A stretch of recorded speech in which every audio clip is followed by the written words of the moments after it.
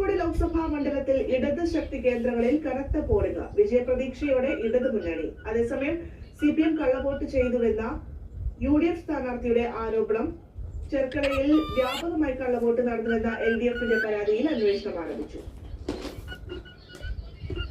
Kasaragod parliament മണ്ഡലത്തിൽ 75.94% polling ആണ് രേഖപ്പെടുത്തിയത്. ഇതിൽ ഇടത് കേന്ദ്രങ്ങളായ പയ്യന്നൂർ, കല്യാശ്ശേരി, തൃക്കരിപ്പൂർ എന്നീ മണ്ഡലങ്ങളിലെ ഉയർന്ന പോളിംഗ് തങ്ങൾക്ക് അനുകൂലമാകും എന്ന പ്രതീക്ഷയിലാണ് ഇടതുമുന്നണി.